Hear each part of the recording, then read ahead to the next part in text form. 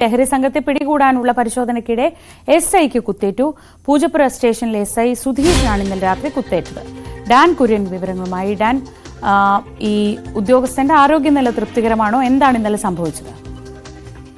ഇന്നലെ രാത്രി 9:30-ഓടെയാണ് ലഹരി സംഘത്തെ പിടികൂടുന്നതിന് വേണ്ടിയിട്ടുള്ള കോമ്പിങ് പൂജപ്പുര സ്റ്റേഷൻ SI സുധീഷിന്റെ നേതൃത്വത്തിലുള്ള പോലീസ് സംഘം നടത്തിയത്.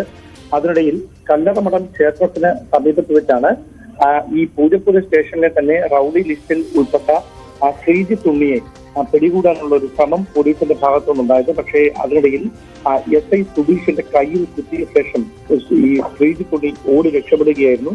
അദ്ദേഹത്തെ ഉടൻ തന്നെ അടുത്തുള്ള ആശുപത്രിയിൽ പ്രവേശിപ്പിച്ചു. 5 സ്റ്റിച്ചുണ്ട്. പ്രാഥമിക ചികിത്സയ്ക്ക് പ്രാഥമികമായ പരിശോധനകളും ചികിത്സയും പൂർത്തിയാക്കിയ ശേഷം അദ്ദേഹം ആശുപത്രി വിട്ടു എന്നാണ് പോലീസിൽ നിന്ന് ലഭിക്കുന്ന വിവരം. ലഹരി സംഘത്തെ അമർച്ച ചെയ്യുന്നതിന് വേണ്ടി പോലീസ് വ്യാപകമായ പരിശോധനയാണ് ഇപ്പോൾ നഗരത്തിലും അതോടൊപ്പം തന്നെ നഗരത്തിന്റെ അതിർത്തി മേഖലയിലും ഒക്കെ നടത്തിക്കൊണ്ടിരിക്കുന്നത്.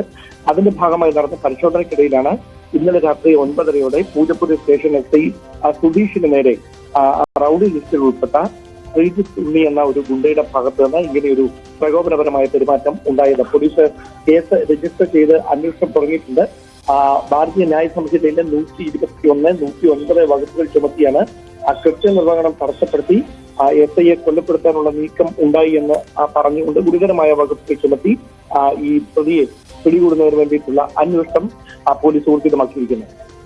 ശരി, ഡാനാണ് വിവരങ്ങൾ നൽകിയത്. തിരുവനന്തപുരത്ത് നിന്ന്.